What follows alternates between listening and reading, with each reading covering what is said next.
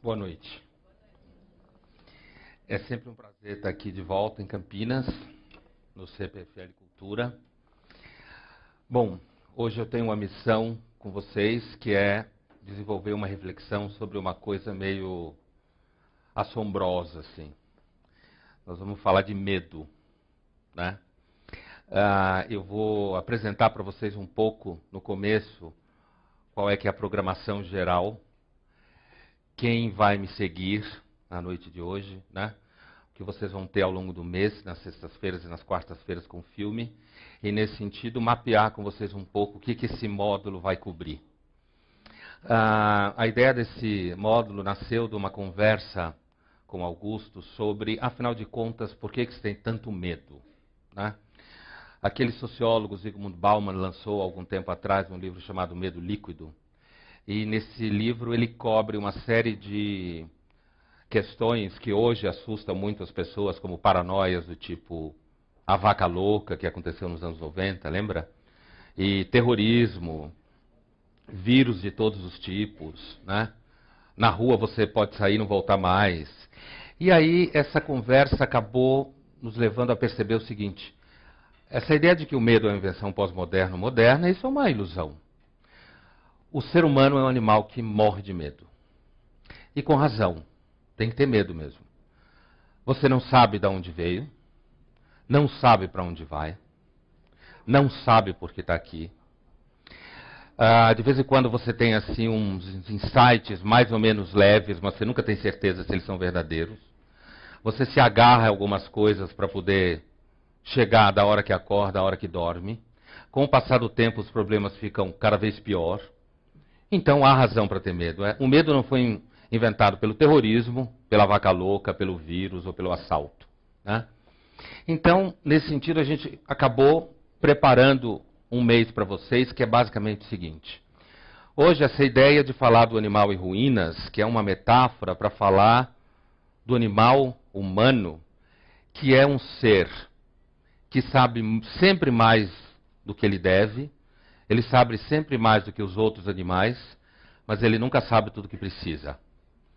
Então ele fica entre saber mais, mas não saber tudo o que precisa. E nesse sentido ele fica meio que estendido entre um ambiente de carência contínua e uma experiência de que ele sente e pressente o cheiro de alguma coisa que os outros não sentem. E aí eu vou conversar com vocês um pouco hoje sobre o medo como uma experiência ancestral, na realidade. Nós vamos para trás. Nós vamos ter como companheiros hoje um sujeito conhecido chamado Charles Darwin, né? O Darwin. Vamos falar um pouco de darwinismo. E também vamos ter com a gente um antropólogo, meio filósofo, meio psicólogo, chamado Ernest Becker, que tem um livro fabuloso que eu receito para vocês, como leitura de férias, chamado A Negação da Morte. Ernest Becker, aqui no Brasil publicado pela editora Record, tem uma capa preta. Ele escreve muito bem. Com esse livro ele ganhou o prêmio Pulitzer, mas infelizmente ele morreu cerca de 3 meses antes de receber o prêmio, né? Ele morreu com 49 anos. Bom, isso é a conversa que a gente vai ter hoje, já eu volto para isso. Eu vou falar um pouco sobre o que virá, o que vocês receberão depois. Na sequência da nossa conversa de hoje, na quarta-feira, eu selecionei um filme para vocês, que é o filme No Vale das Sombras, né? É um filme com Tommy Lee Jones e a Susan Sarandon. É um filme que fala sobre a guerra do Iraque.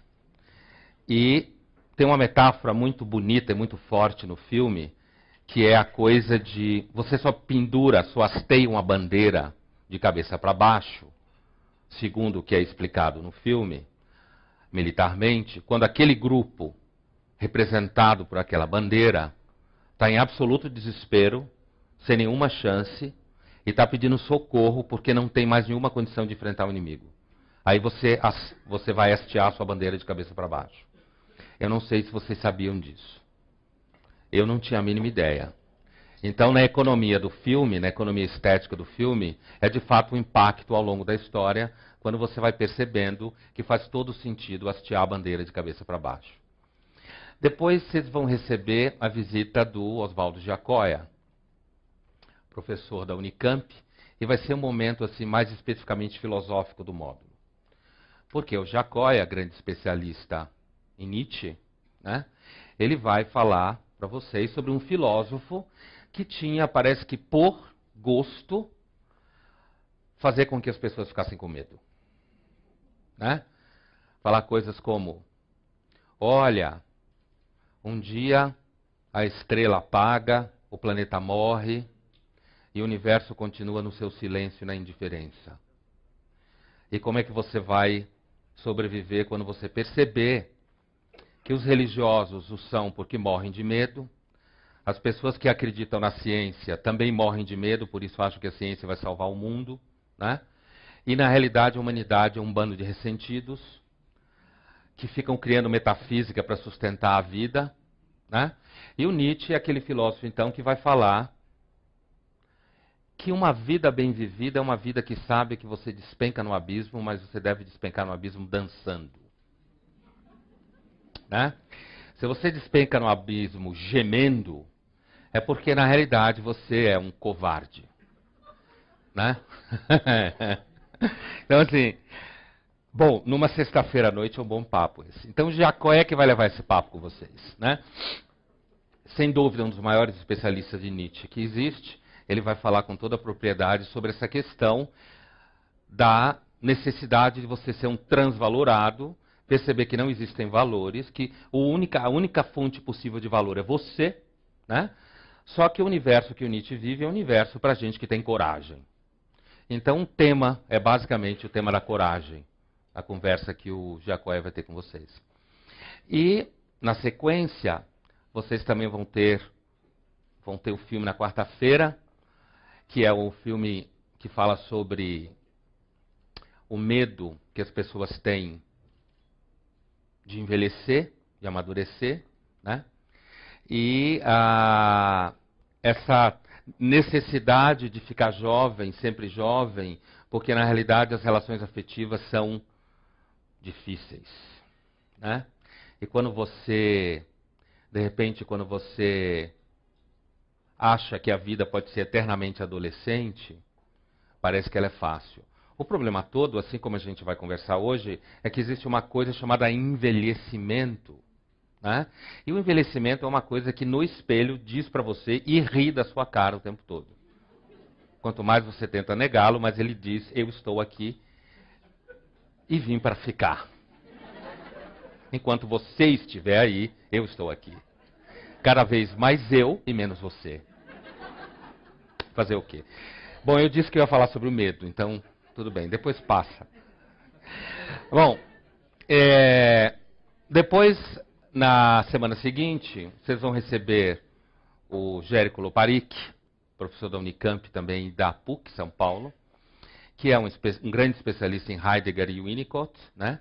Filósofo também, mas ele vai ter uma conversa com vocês mais no âmbito da psicologia profunda, né? Ainda que, sendo filósofo, ele vai estar sempre fazendo o casamento entre as duas, que na realidade é um excelente casamento, né? E o tema da noite que o Loparic virá aqui conversar com vocês é um tema agudo que fala da obrigação de você ter sucesso. E qual é o medo que está associado a isso? O fato inexorável que ninguém tem sucesso o tempo todo. Na realidade, a experiência da vida é uma experiência que, pelo menos do ponto de vista fisiológico, você tem cada vez menos sucesso. Né? E eu sei que às vezes é engraçado, mas bom, né? Mas sim. Então, como eu ia dizendo, o tema que o Loparic vai desenvolver com vocês é o tema do medo do fracasso. Exatamente esse, né?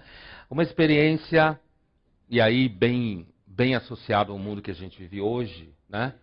Que é um mundo dominado por aquela lógica de que você tem que agregar valor à sua vida o tempo todo, de que você não pode parar, porque você tem que ter sucesso como profissional, como pai, como mãe, como amante, como marido, como esposa, como cidadão. Ou seja,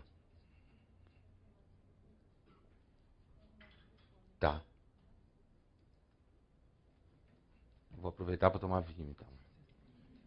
Soltou?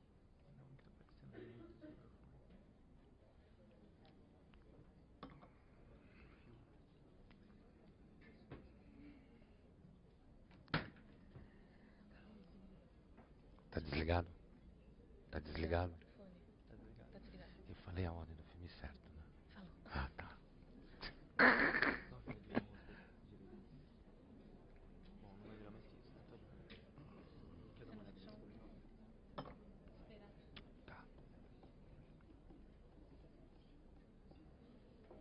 Tá bom?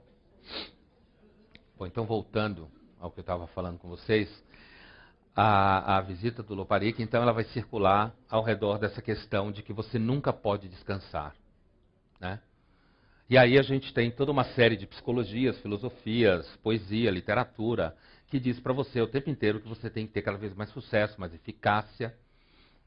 Isso, na realidade, cria uma experiência de mundo onde parece que ninguém está aí para quando você finalmente tem aquele sentimento de que você não consegue mais fazer o que tem que fazer.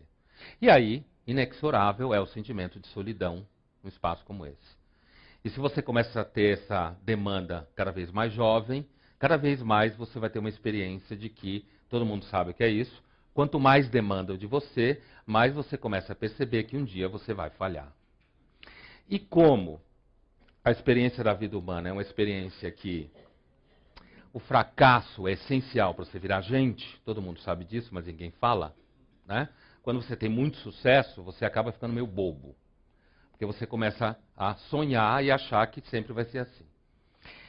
E, bom, na sequência, um filme para falar um pouco dessa ideia, para discutir um pouco essa ideia de você ser o máximo, mandar em todo mundo, e você ficar curtindo, buscando emoções o tempo inteiro, vocês vão ter o Alpha Dog, né? Que é um filme que fala exatamente de filhos perdidos, alguns agressivos, outros bobos, e pais que querem só se divertir no meio disso tudo, né? Aquele tipo de pai que inveja o filho, porque o filho é mais jovem, ele quer ser o filho quando crescer, né? E por definição, quando você quer ser o filho quando crescer, você está dizendo que seu filho não tem futuro, porque quando ele chegar a você, ele vai querer voltar para trás. Então, todo mundo que tem um pai que quer ser um filho quando crescer, na realidade não tem pai, né? Então, bom, essa é uma discussão do filme. Nessa, e a violência toda, que eu não vou contar o filme para vocês, que vai estragar o filme. Mas toda a violência decorrente disso daí. E por último, vocês vão receber a visita do Leandro Carnal, professor da Unicamp, historiador, que ele vai fechar o módulo falando numa coisa que normalmente as pessoas fecham a vida falando. E Deus? Né? E aí? Existe? Não existe? O que ele exige? Se ele não existe, é isso. Se ele não existe, é aquilo. Né? Todo o retorno da religião que se fala hoje em dia, né? Essa relação que a gente tem com os deuses sempre, eternamente, desde a caverna, provavelmente, que é uma relação que passa por você tem medo, você ama, você quer ser amado, mas Deus é sempre grande, sempre maior que você. De vez em quando ele se mexe e te esmaga, né? E a gente tem sempre esse sentimento de que, de alguma forma, parece que o universo não passa por você. Não passa pela sua vida e escapa do seu controle.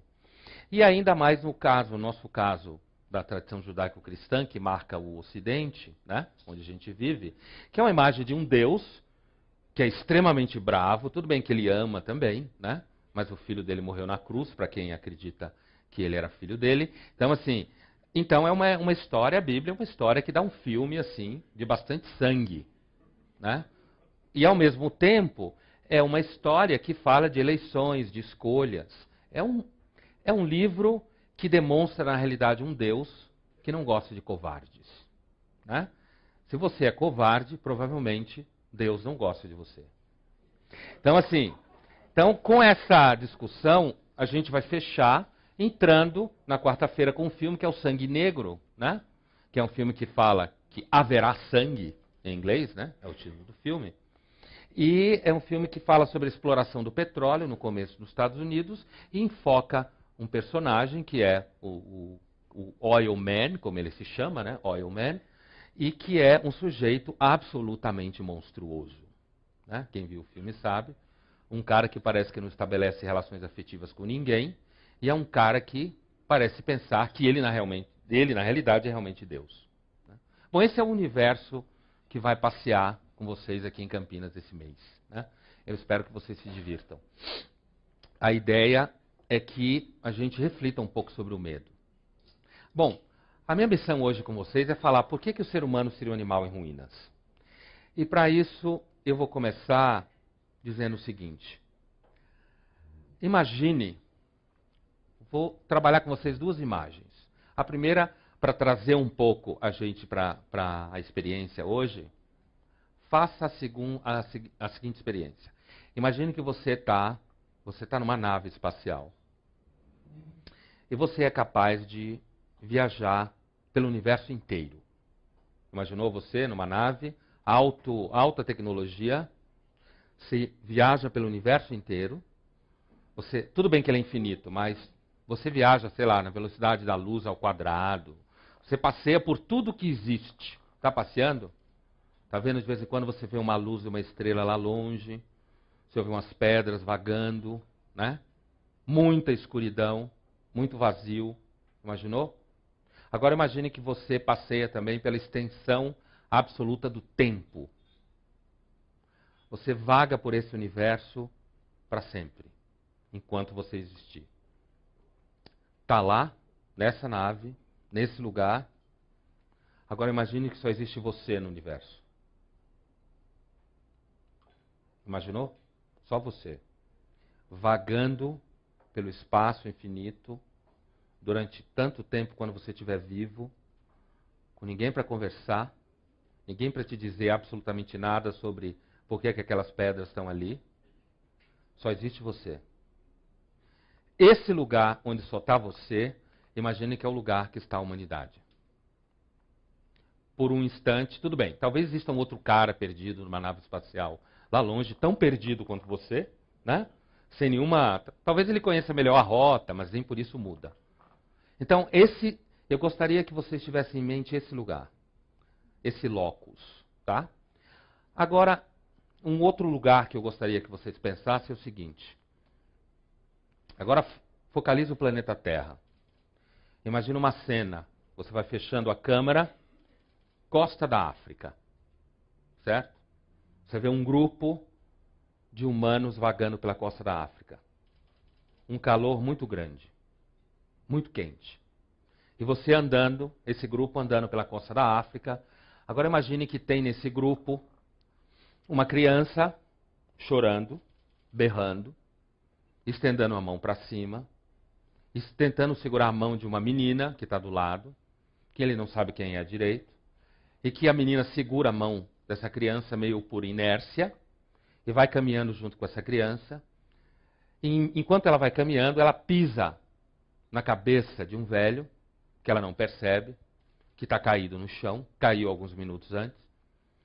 E essa menina põe a mão na areia para pegar alguma coisa que se mexe e põe na boca. Ela não sabe o que é. Para você que está olhando a cena, parece uma espécie de verme, alguma coisa assim. E ela come.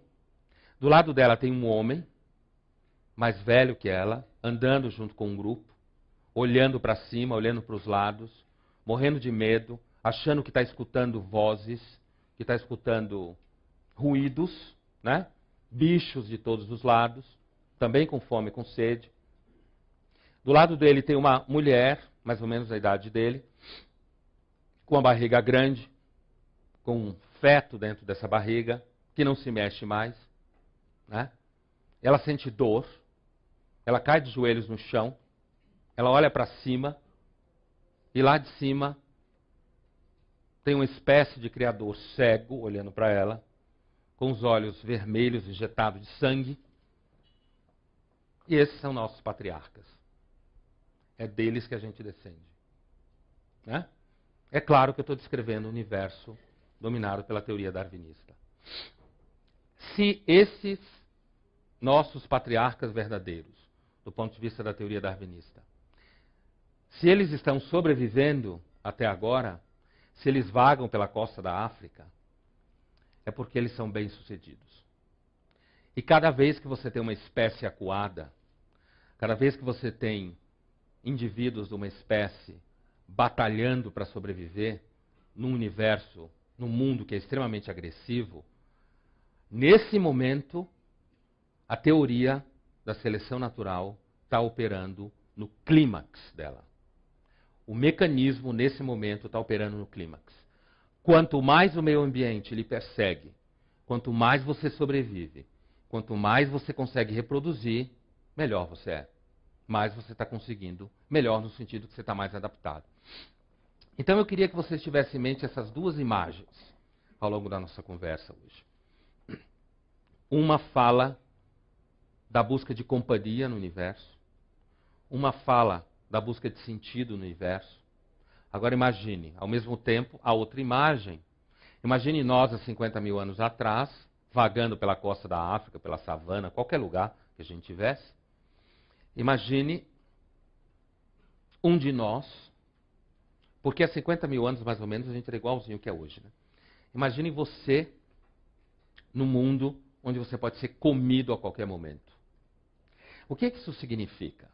Significa que uma das experiências mais marcantes que a gente deve ter tido, e que hoje, até hoje, está presente para nós, é a experiência que a gente faz parte da cadeia alimentar.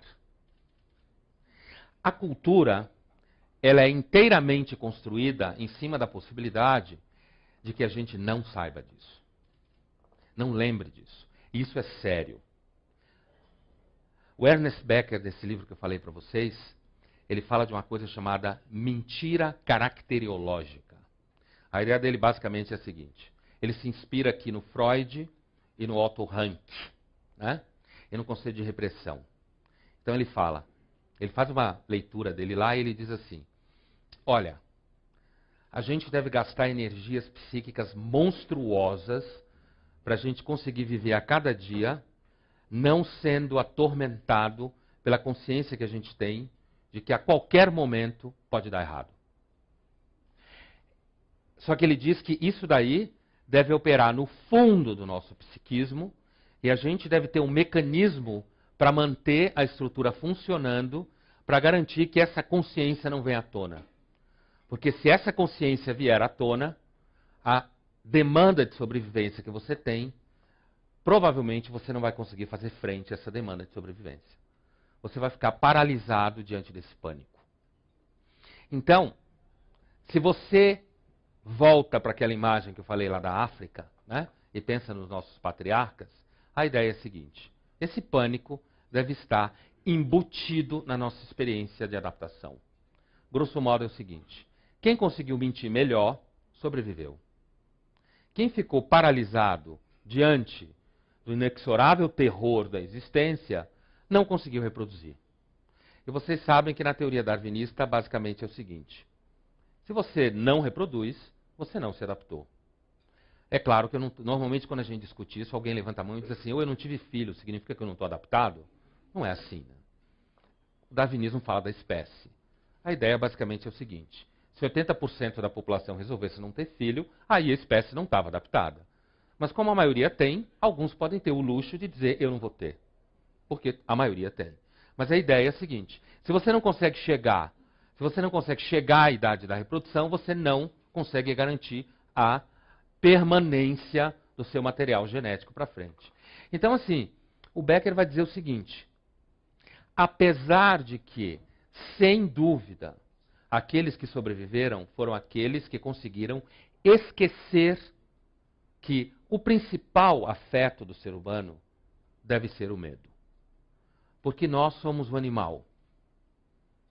Veja bem, a gente não fabrica veneno, a gente não consegue voar, a gente não consegue morder um bicho com os dentes. Se você tentar morder, você vai ver que você não consegue. Você tem um tamanho desengonçado, você não enxerga direito, não ouve bem. Ou seja, tudo que você tem é pensar. Pensar é o seu grande barato. Compreender o mundo, tirar conclusões. E é justamente essas conclusões e a capacidade que você tem de observar o meio ambiente e perceber causa e efeito, é justamente esse movimento que leva você à consciência que se transforma no pânico. você consegue enxergar lá na frente que você não vai dar certo. É esse o pânico. Entendeu o medo ancestral ao qual me refiro? E é claro que a gente sabe disso e, no entanto, a gente vive bem. Você toma vinho, você passeia, você viaja, você faz amor, você briga. Você não para de repente e diz assim: ih, eu sou mortal, logo hoje eu não vou dar risada. Normalmente você não faz isso. Quando você começa a fazer isso, é porque de alguma forma, e aí vem toda essa experiência da melancolia e da depressão, é porque de alguma forma a estrutura desse pânico embutido na sua experiência adaptativa vem à tona e te afoga. Então é mais ou menos como se eu estivesse dizendo o seguinte: esse animal amedrontado, assustado, que está dentro de nós, é como se o ser humano tivesse uma experiência única entre todas as espécies que nenhuma outra tem. A gente carrega um predador dentro de nós mesmos. Qual é esse predador? É o animal que tem mais consciência do que devia. Só que é um animal que, justamente porque tem mais consciência que devia, é que ele conseguiu se adaptar. Porque esse é o grande instrumento de sobrevivência dele. Só que esse grande instrumento de sobrevivência dele é, ao mesmo tempo, o instrumento que corrói ele, como diria o Becker na linguagem psicanalítica, inconscientemente. Então, se correr o bicho pega, se ficar o bicho come. O resultado é toda essa experiência animal de pânico e terror cai sob repressão. Né? E aí você consegue viver razoavelmente bem a vida, negociando internamente, do ponto de vista das energias psíquicas, você consegue negociando internamente com esse pânico que você vai tendo consciência. Imagina, você nasce pequeno, você não entende nada do que está acontecendo aqui, você vai aprender uma série de coisas e com o passar do tempo você vai percebendo que as questões essenciais você continua não sabendo direito o que está acontecendo. Então, nesse processo, a gente pode desenvolver a seguinte ideia. Seria possível falar de algum tipo de cura nisso daí? Né? Como é que pode haver cura para isso? Existe cura para a consciência? Não é à toa que grande parte da nossa experiência humana é negociar com formas de não ter consciência disso. E aí, nesse sentido, se a gente pensa na época hoje, especificamente, quando a gente pensa numa cultura que é inteiramente dominada pela negação da morte, como fala o Becker no livro, uma cultura que apostou na ideia de que nós vamos viver para sempre, ou vamos esquecer disso, ou vamos ser cada vez mais felizes, o retorno do recalcado é cada vez mais violento. Quanto mais obcecado você é pelo sucesso, quanto mais deprimido você fica. Quanto maior você tenta negar aquela experiência do fracasso fisiológico, como a gente pode dizer, mais você precisa de energias, mais você se desgasta psiquicamente para negar isso. O resultado é o seguinte: o ser humano tem que fugir de si mesmo, assim como um lobo uiva para a lua. Você foge de si mesmo, mesmo que você não pense que está fugindo de você mesmo. É um automatismo da fuga o tempo inteiro. Você tem que escapar disso. O problema é que a vida e o mundo parece que foi... Freud fala isso no Mal-Estar na Civilização, né? Parece que a criação não leva em conta a felicidade humana. Parece que o mundo foi montado de determinada forma para lembrar para você o tempo inteiro que seu esquema de fuga não vai dar certo. Isso produz duas situações que eu gostaria de desenvolver com vocês. Uma é a seguinte: qual seria uma consciência possível, verdadeira, diante de uma coisa como essa? Aí o Becker ele vai dialogar com um filósofo conhecido chamado Ortega y Gasset, né? Ele vai dizer o seguinte: essa é uma metáfora que muitos filósofos utilizaram no século XVII para cá. A verdadeira condição do ser humano é a condição de um náufrago. O que é um náufrago?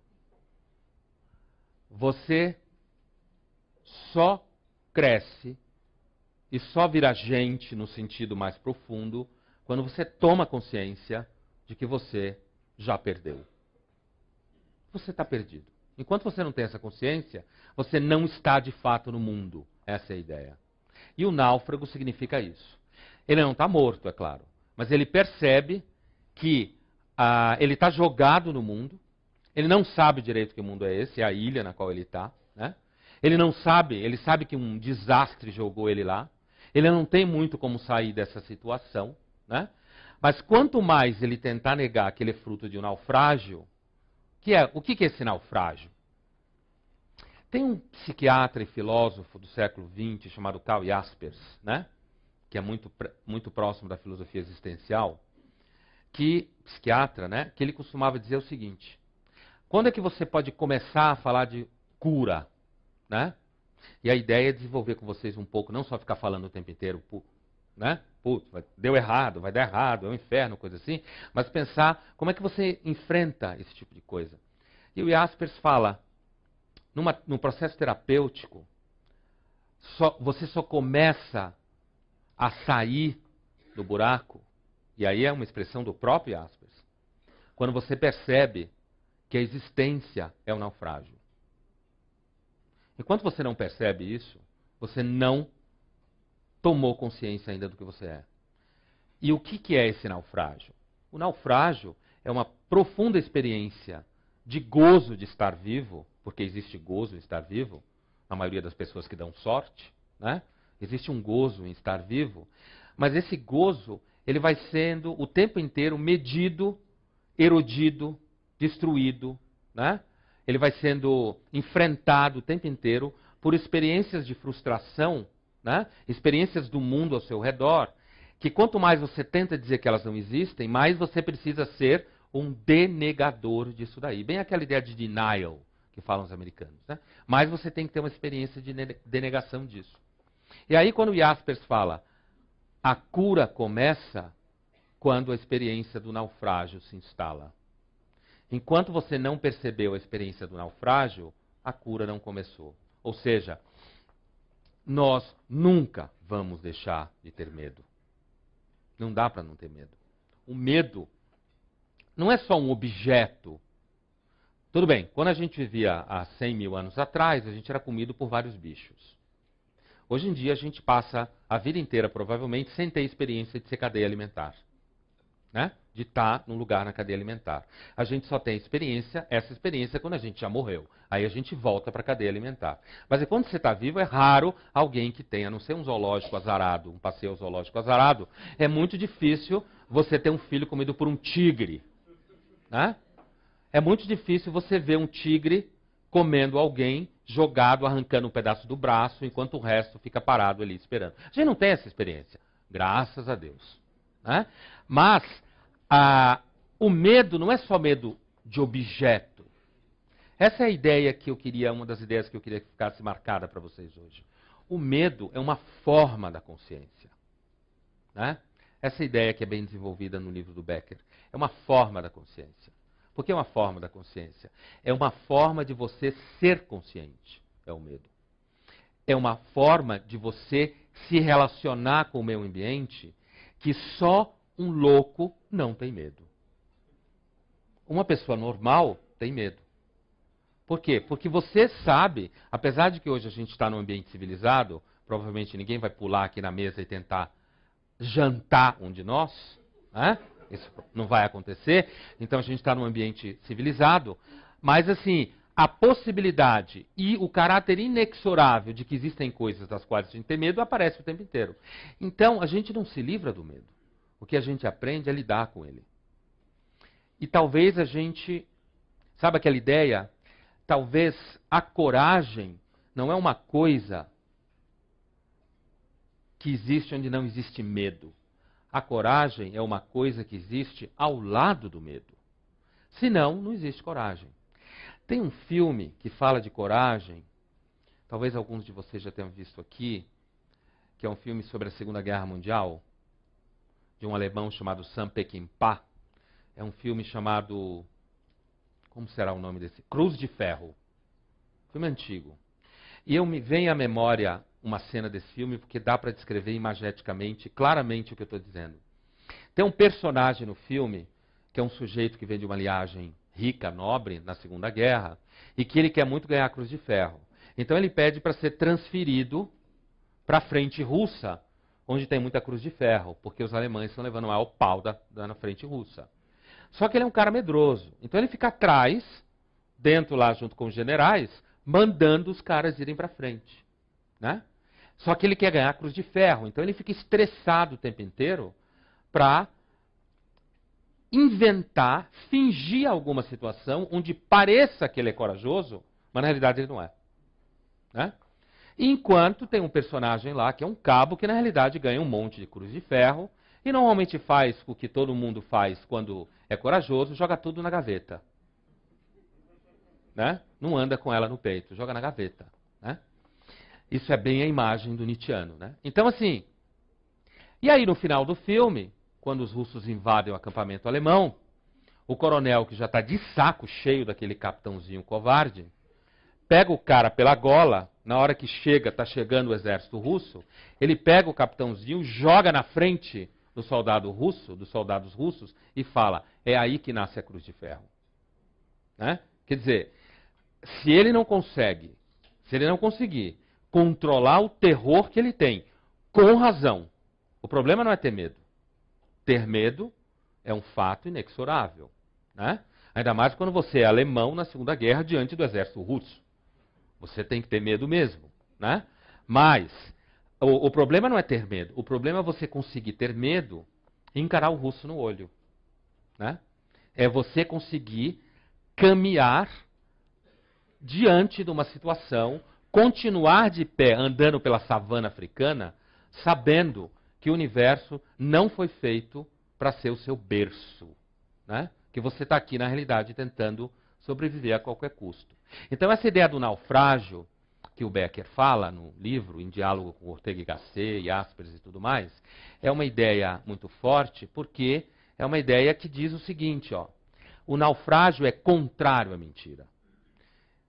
É contrário à mentira, apesar de que a mentira não é alguma coisa que você inventa, tá? A ideia é a seguinte, não é você acorda de manhã um dia e diz assim, hoje eu vou mentir. A mentira ela está embutida na sua experiência de sucesso adaptativo. Por isso que o jogo é interessante.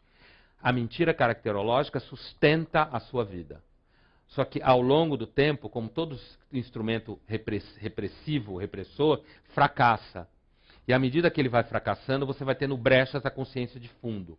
A consciência de fundo é essa consciência de um animal acuado o tempo inteiro, que sabe que o mundo não é para ele. Então, nesse jogo, a vida vai se dando. Aí o Becker vai desenvolver uma ideia em diálogo com um psicanalista discípulo do Freud, chamado Otto Rank, né? Ele vai dizer o seguinte, é por isso que na realidade a gente admira os heróis, né? Porque no fundo as pessoas sonham em ser heróis. E como é que você sonha em ser herói? É quando em cada minuto da sua vida você tem a impressão de que outro fracassaria e você ali não fracassou. E tem uma coisa que é, como diria o Nelson Rodrigues, batata, né? Uma coisa que é batata. É assim, por mais mentiroso que a gente seja, todo mundo sabe reconhecer alguém que está tendo coragem. Você pode nem dizer para a pessoa para não deixar ela com um ego desse tamanho. Ou para não deixar você com um ego desse tamanho, que é normalmente o que é mais importante. Você pode nem reconhecer, né? Mas todo mundo, no fundo do coração, sabe quando está diante de alguém que é corajoso. E esse alguém que é corajoso não é. A gente não está falando aqui de enfrentar leões ou exércitos russos, né? A gente está falando, às vezes, simplesmente de como sobreviver a uma pressão no emprego, por exemplo. Por exemplo, né? Sabe, esse pequeno heroísmo cotidiano. E tem uma coisa mais característica ainda da experiência do heroísmo, que é a seguinte.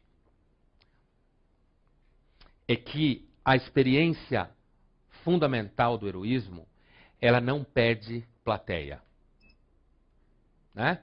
O herói, que quer ser herói, para que as pessoas saibam que ele é herói, na realidade não é um herói. Ele é um narcisista. E o que caracteriza o narcisista na clínica freudiana? O narcisista, do ponto de vista clínico, eu estou falando. O narcisista não é, eu não estou falando daquele mito, não é só aquele mito lá do cara que se apaixona por si mesmo e morre. O narcisista é aquele que tem um ego tão fraco, tão fraco, tão fraco, tão fraco, que depende do olhar do outro o tempo todo. E onde é que está o medo aí? O medo aí está em que você não seja visto o tempo todo, não seja reconhecido, não seja olhado, não seja amado, né? Quanto mais você depende desse tipo de experiência, mais você está jogado na desestrutura de uma experiência narcísica. E bom, a gente vive claramente numa estrutura de cultura bastante narcísica que você tem que ser visto o tempo todo. Então, esses heroísmos, a gente não precisa pensar só na cruz de ferro, né? Esse heroísmo, ele pode aparecer na capacidade que você tem de viver sem precisar que a cada momento da sua vida tenha alguém que diga para você: muito bem, você conseguiu. Né? Que você consiga passar de um dia para o outro sem ter que ter alguém no seu lado dizendo: você fez a coisa certa. Porque às vezes o mais difícil é justamente você saber que está fazendo a coisa certa. Né? Então assim, ou que fazer a coisa certa vai dar algum lucro para você. Normalmente, nem sempre dá. Né?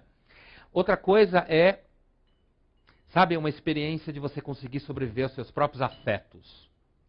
Uma das coisas que caracteriza a experiência humana é uma espécie de afeto desordenado. Bom, a palavra afeto já significa isso, né? Uma certa desordem da alma, né? Vem da palavra patos, que todo mundo conhece, que dá em paixão, dá em doença, né? Então, assim, a gente tem uma alma que ela é muito desordenada. E se ela for muito ordenada, significa que você já não está bem. Não é isso? Então, um certo grau de desordem é necessário. O problema é que você não sabe qual é o grau necessário. Porque se você passar a vida tentando estabelecer o grau da desordem que faz bem, você necessariamente já não estará bem. E isso é um pouco o que caracteriza certas... Hoje em dia é muito comum, inclusive em universos de recursos humanos, você, por exemplo, tentar produzir a paixão certa. É aquela paixão que tem, sei lá, 3,7 de densidade. Não pode nem ter 3,8, porque se tiver, tira você do foco. Você tem que ter a paixão certa para a ação certa. Todo mundo sabe que paixão significa exatamente que você não faz a coisa certa. Né? E você faz a coisa certa, muitas vezes, não porque você soube fazer a coisa certa, mas simplesmente porque você fez. Então, esse herói aí, isso é o que o Otto Rank fala e o Ernest Becker retoma no livro, que é um pouco essa experiência, é aquele ideal que nós todos almejamos, e quando você percebe alguém você tem uma inveja enorme, porque no fundo, o que isso tudo significa? Que ser herói não é racional. Essa é a questão talvez mais aguda desse problema todo. Imagine a seguinte situação. Imagine que você vive na ocupação alemã, Segunda Guerra Mundial. Né? Imagine que você está em qualquer cidade europeia que foi ocupada. Hoje eu estou com guerras na cabeça, mas é o tema. Né? Então, assim, imagine que você vive na ocupação alemã. Agora imagine que você é uma família da população local, que não tem nada a ver com judeus, homossexuais, ciganos, nada daquelas coisas que os nazistas achavam que estava abaixo dos cachorros. Porque os nazistas tinham sensibilidade. Por exemplo, eles tinham várias organizações a favor dos direitos dos animais. Mas eles achavam que animal, cachorro é pessoa. Judeu, cigano, homossexual não era. Essa é a diferença. Né? Então, assim, agora imagine que você não tem nada a ver com esse tipo de gente. Você está vivendo sua vida. Agora imagine que a sua mãe ou seu pai pensa que você é uma criança, adolescente. A sua mãe ou seu pai, ou sua mulher ou seu marido, resolve esconder na sua casa um grupo desse tipo. Não estou pedindo para vocês falarem isso em voz alta. Esse é o tipo da questão que nunca se fala em voz alta. Quando você toca em questões muito essenciais sobre o medo, é melhor você se calar e pensar com você mesmo. Né? E, na realidade, esse é um dos grandes problemas do medo. É que uma das características do medo é que ele está instalado em você. E de você não pode fugir. Né? Quanto mais vai fracassando a estrutura de mentira, mais você vai percebendo o que está dentro de você. Então, voltemos para a nossa situação. A gente já passou pelo universo vazio, pela costa da África, agora imagina num lugar mais legal. Paris, 1942. Super chique. Certo? Agora imagine que seu pai ou sua mãe, seu marido ou sua mulher resolveu esconder uma família dessa na sua casa. Café da manhã, você tomando café da manhã, aquela família com você não tem nenhuma relação com ela, e você sabendo que a qualquer momento a sua família pode rodar e pode dançar, porque alguém na tua casa teve uma ideia idiota de colocar na sua casa gente que você não tem nada a ver. Simplesmente porque essa figura na sua família meteu na cabeça que ela tinha que salvar esses caras. Você não consegue encontrar razão nenhuma. Tudo bem, o bem da humanidade. Mas o que é a humanidade? A humanidade é aquela palavra que descreve uma coisa que todo mundo fala e ninguém nunca sabe o que é.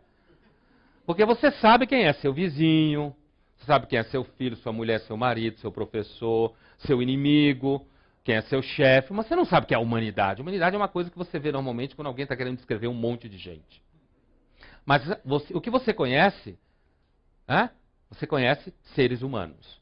Sabe aquilo que o Woody Allen, certa feita, disse? Quando alguém estava falando com ele sobre o judeu, o Woody Allen levantou a mão e perguntou: de que judeu você está falando? Do meu tio Isaac ou do meu avô Abraão? Né? Quer dizer, essa ideia abstrata. Agora pensa no concreto. Então você está lá com um grupo de pessoas problemáticas na sua família e imagina que a tua mãe ou teu pai meteu na cabeça que aquele povo vai ver ali. Você talvez em algum momento começasse a pensar assim: pô, minha mãe não me ama. Porque se ela me amasse, ela não botava essa gente aqui dentro. Porque quando ela põe essa gente aqui dentro, ela põe a nossa vida em risco. Quem ela ama mais? A mim ou essa gente? Entende quando eu quis dizer que às vezes você ter coragem não é necessariamente racional? Racional, leia-se, racional do ponto de vista entendendo a razão como uma estrutura mental que garante a sobrevivência, organiza a vida em comum. E como diriam os utilitaristas, reduz a margem de mal-estar e amplia a margem de bem-estar. Né? Aquela ideia de que você deve ampliar e multiplicar os instrumentos de bem-estar e reduzir os instrumentos de mal-estar. Agora imagine você numa situação como essa. É isso que eu estou chamando de racional. Porque razão é daquela coisa que você abrir um dicionário de filosofia, tem 150 definições. Mas essa definição de razão é uma definição muito forte no nosso mundo. Né? O darwinismo fala no sentido ancestral. O utilitarismo fala do final do século XVIII para cá. Mas elas se encontram. Então, assim, e aí? Sua mãe está expondo você a uma experiência de medo avassaladora. O racional seria ela simplesmente colaborar com a ocupação nazista. Pelo menos, não entregando pessoas, mas simplesmente cuidando da vida dela. Já que ela não tem nada a ver com isso, por que ela vai se meter com isso? É aí que a conversa fica séria. Né? É aí que a conversa complica quando a gente percebe que, às vezes, apesar de que a gente cultua a ideia do herói, a ideia da coragem, você não pode associar necessariamente a coragem e o enfrentamento do medo a você se dar bem. Graças a Deus, ou graças à espécie, sei lá, existem seres humanos que conseguem ir além do medo, em situações como essa. Né? Graças a Deus, existem pessoas que conseguem, mesmo diante de todas as razões para voltar atrás, elas conseguem enfrentar aquilo que a maioria não consegue enfrentar. Mas talvez essas pessoas paguem um preço muito caro.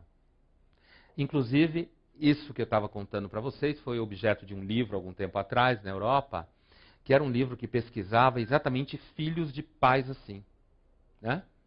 E esses filhos falavam exatamente o que eu estava dizendo para vocês. Eles falavam que quando eles eram pequenos, adolescentes, estavam vivendo essa situação, eles não conseguiam entender por que a mãe fazia aquilo, por que o pai fazia aquilo. Não tinha motivo, eles não conheciam aquelas pessoas, eles não tinham nada a ver com aquelas pessoas. Eles só queriam ir para a escola, voltar, jantar, dormir. E eles tinham que ficar escondendo aquelas pessoas dentro de casa. E aí, eu lembro bem de uma filha que falava sobre o pai, e ela dizia que, quando ela cresceu, ela perguntou para o pai, depois que acabou a guerra, ela perguntou para o pai por que ele fez aquilo com a família. Por que ele expôs a família àquele tipo de sofrimento? E o pai respondeu para ela: eu simplesmente não podia fazer de outro jeito. Ele não deu para ela uma razão, um valor, no sentido de uma definição do que deve fazer. Ele disse que ele simplesmente não conseguia fazer de outro jeito. Ele não conseguia deixar de esconder gente que ele sabia que não merecia o que estava recebendo, mas que ele tinha uma chance de esconder essa pessoa. Então, assim, resumindo a ópera, né, essa história toda, esse medo da morte, esse sentimento, sabe? Talvez uma das definições mais duras do ser humano seja: nós temos medo porque nós somos um cérebro amarrado a um tubo digestivo. Né?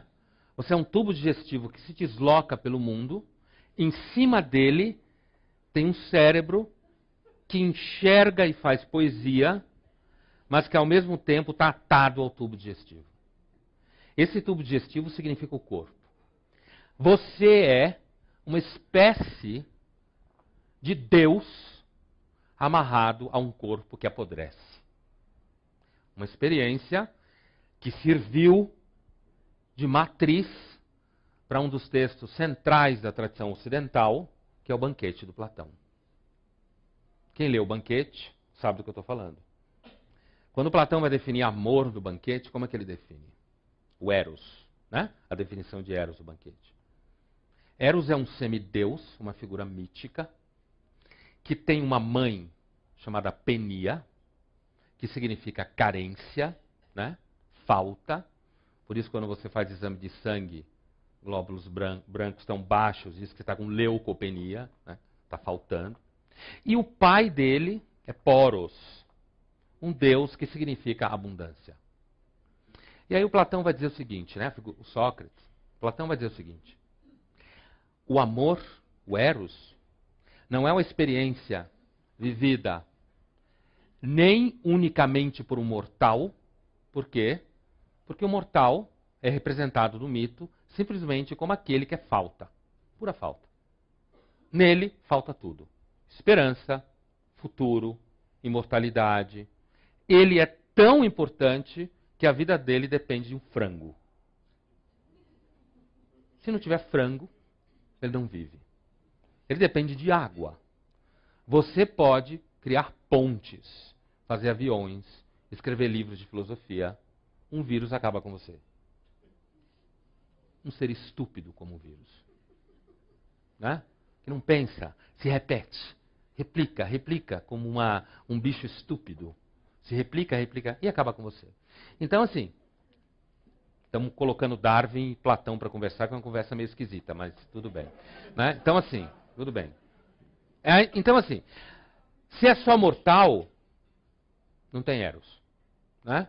E a gente sabe que na Grécia, Eros significava exatamente dínamos, força, energia, movimento. Né? Se você é só divino, também não tem Eros. Por quê? Porque você repousa.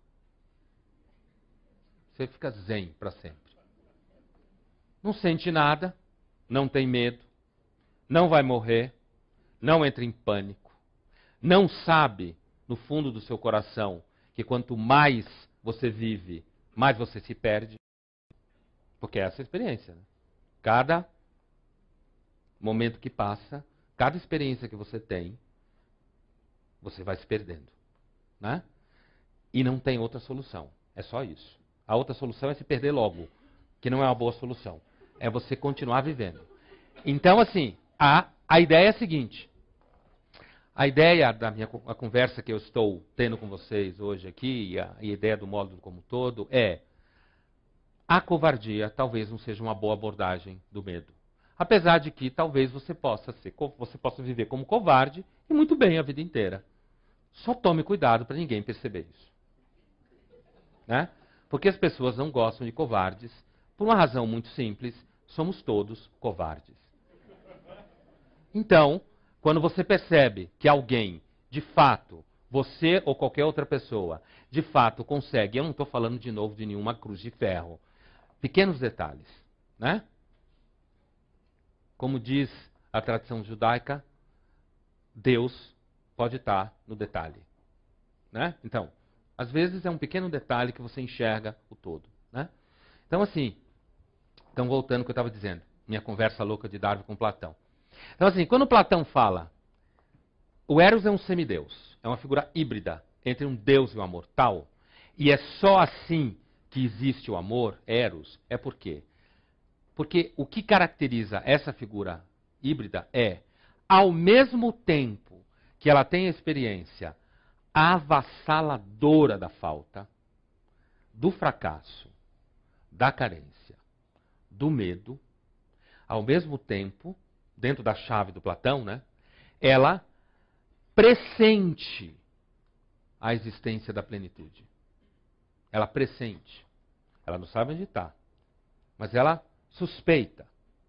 E é justamente porque ela está tensionada entre esses dois extremos, é essa tensão que é o Eros. É exatamente essa tensão.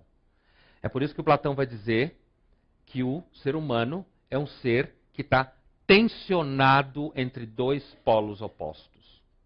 Você não é. É claro que a gente sabe que o Platão se move no universo de alma imortal, né? Então, assim, você está tensionado entre uma experiência de radical falta, radical esmagamento e, ao mesmo tempo, uma vocação natural para buscar algo que você não sabe direito o que é, mas você pressente que esse algo é pleno, perfeito, poderoso, que a gente chama de Deus ou deuses. Essa ideia, é claro, para o Platão existe, mas você for um ateu básico, moderno, pós-moderno e tal, né, você não precisa necessariamente jogar fora o Platão, afinal de contas o Platão é o Platão, né? E como eu sempre falo para os meus alunos de graduação, nunca fale mal de Platão. Não é? Nunca fale mal de ter uma ex-aluna minha de graduação ali. Nunca fale mal de Platão. Por quê? Porque Platão é um clássico. Se você falar mal de Platão, você está sempre falando mal de você.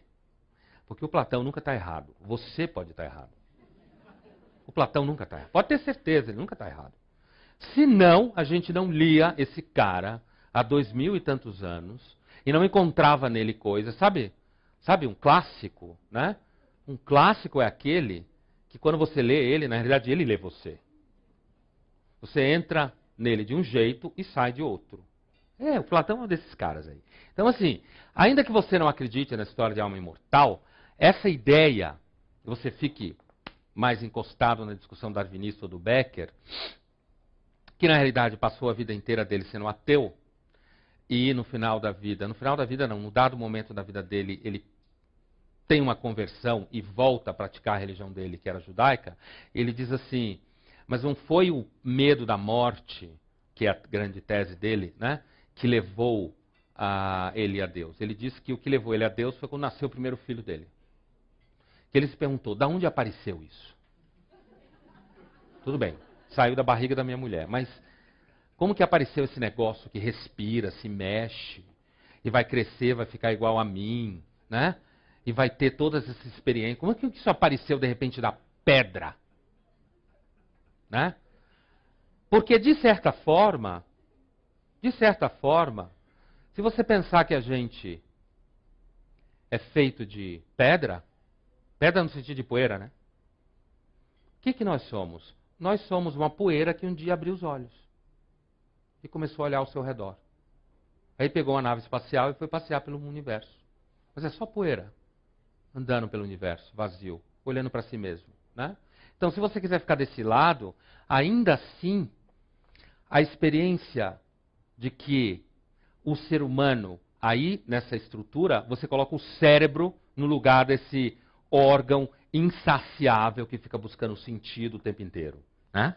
Ele busca sentido o tempo inteiro. Ele quer entender as coisas, né? Ele se pergunta como as coisas são. Hoje, essa discussão chegou no mundo empresarial já, né?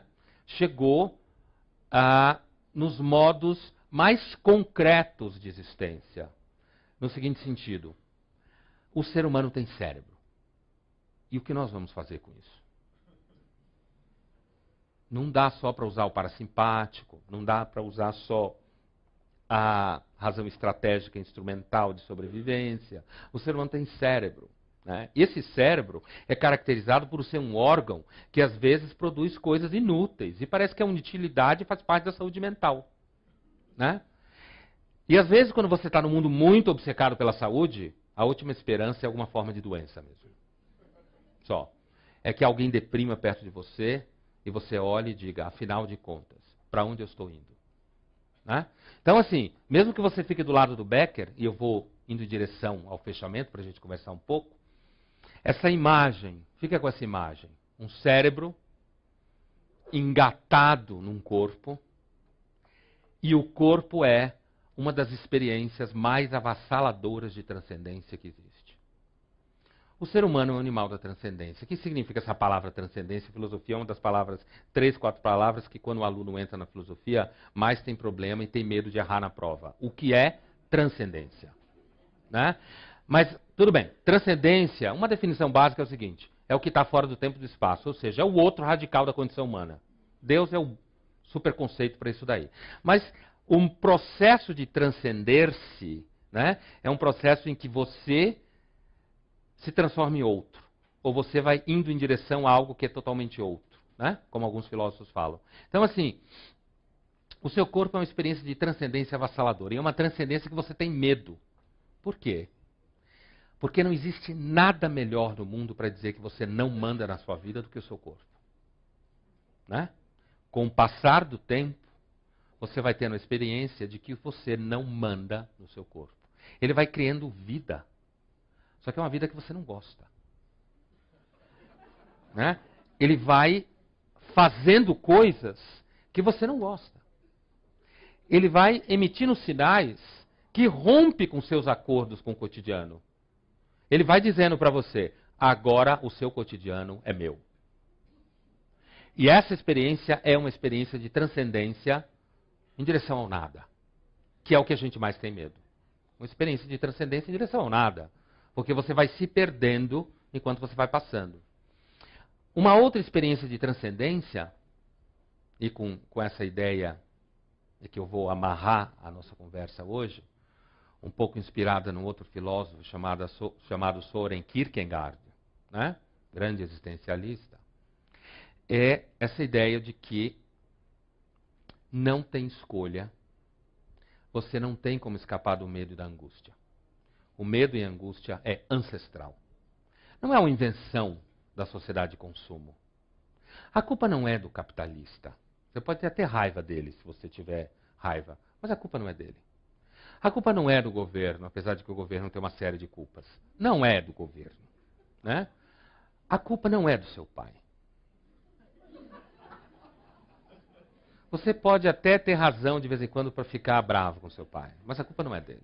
Ele está no mesmo barco que você e o barco afunda. É uma questão de tempo. Né? A culpa não é da sua mãe. Apesar de que a sua mãe pode ter feito um monte de coisa errada. Mas a culpa não é da sua mãe. A culpa tampouco é da sua filha que atormenta você. Nem é do seu filho. Eles podem ter uma série de culpas.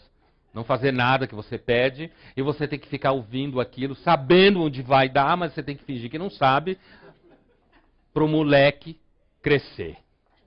Né? Mas a culpa não é dele. Ninguém tem culpa. É que tá. Ninguém tem culpa. Ninguém tem culpa. Algumas pessoas põem a culpa em Deus. Olha aí. Né? Você quer chegar lá na frente de Deus, botar o dedo na cara dele e dizer, por que você me fez assim? Você não podia ter me feito de um jeito em que eu parasse lá pelos 23? Só que com uma cabeça, super cabeça. Né? Mas é claro, se você parasse no 23 com a cabeça de 50, ia dar um problema. Você ia ter problema, mas isso é a imagem ideal. De qualquer jeito, o que o Kierkegaard fala para nós é que essa experiência de angústia, o medo, né, ele também fala de medo, de angústia, de desespero,